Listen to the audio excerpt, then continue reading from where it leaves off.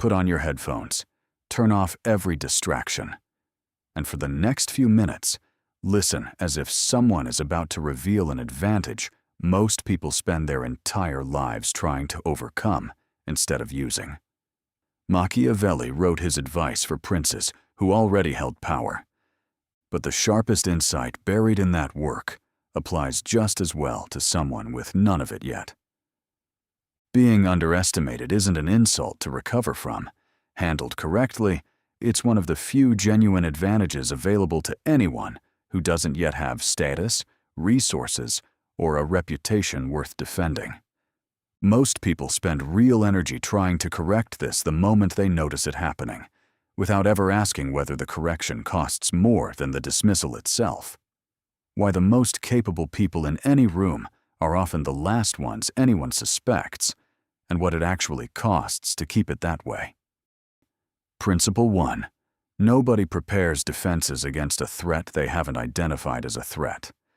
Every strategist, in war or in an office, allocates attention according to perceived danger.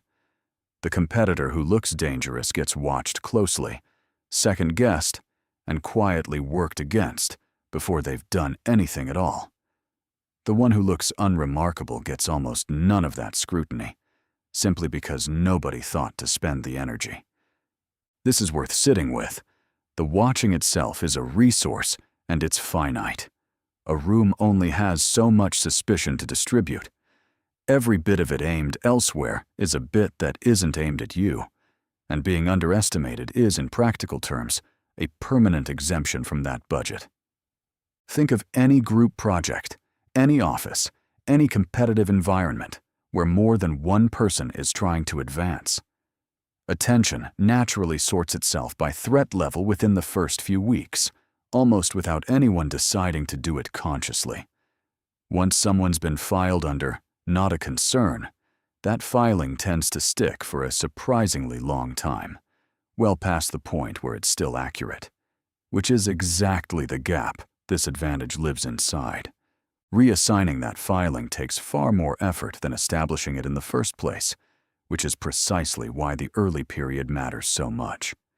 Whatever category someone gets sorted into early tends to persist by default, simply because updating it requires active attention nobody has a strong reason to spend. Principle 2. Being dismissed buys room to be wrong in private. Someone already assumed to be a threat gets their every misstep examined in real time, often by people actively looking for a reason to discount them further. Someone nobody's watching gets to make the same mistakes without an audience, which means they get to actually learn from them, rather than spend energy managing how the mistake looked. This is a genuine structural advantage, not a consolation prize.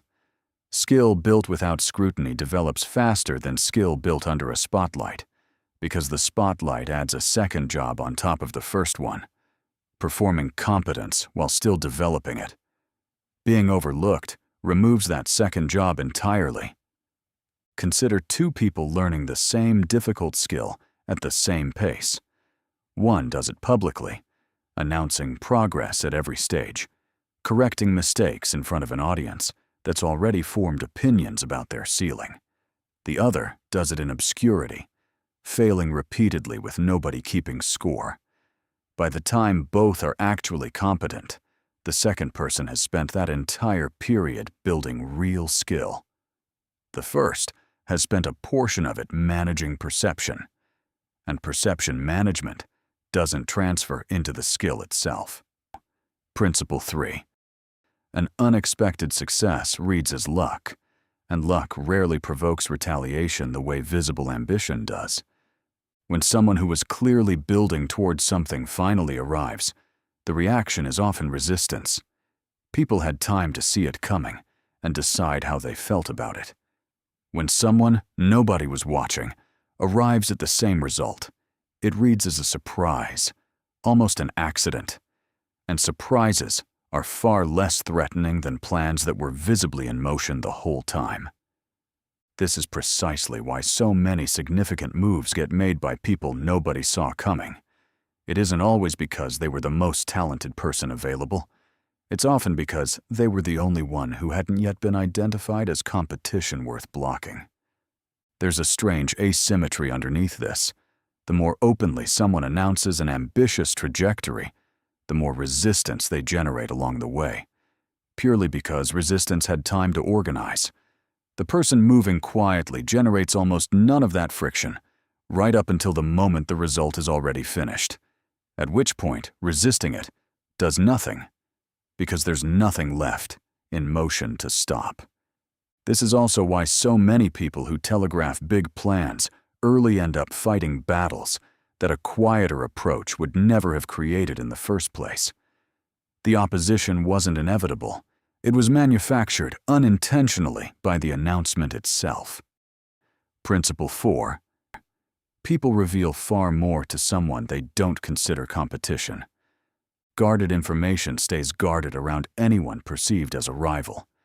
It flows freely around anyone assumed to be harmless. Plans, weaknesses, honest opinions, people would never say to someone they saw as a threat. Being underestimated means sitting, unnoticed, at the exact table where the useful information is actually being said out loud. This isn't about manipulation. It's simply what happens automatically once perceived risk drops to zero. The moment someone stops managing their image around you, you start seeing the real version of the situation instead of the curated one. And that difference is worth more than most people realize until they've had access to both. Notice how differently people speak in front of someone they've mentally filed as no threat versus someone they see as a rival. The guard simply isn't up in the first case. Real intentions, real frustrations, real plans get said out loud, casually, in exactly the rooms where a perceived competitor would only ever hear the polished version. Principle 5. None of this is free. The price is tolerating being dismissed, sometimes for a long time, without correcting the record. This is the part most people can't actually sustain. Being underestimated stings. It's uncomfortable to watch less capable people get more credit, more attention, more benefit of the doubt, while staying quiet and letting it happen. The advantage only exists for as long as the sting is tolerated, without reaching for the shortcut of announcing your own worth just to relieve it. The moment the discomfort wins and the announcement gets made, the exemption disappears immediately. The room recalibrates its attention the instant it's given a reason to, and every advantage built during the quiet period ends the moment the quiet does.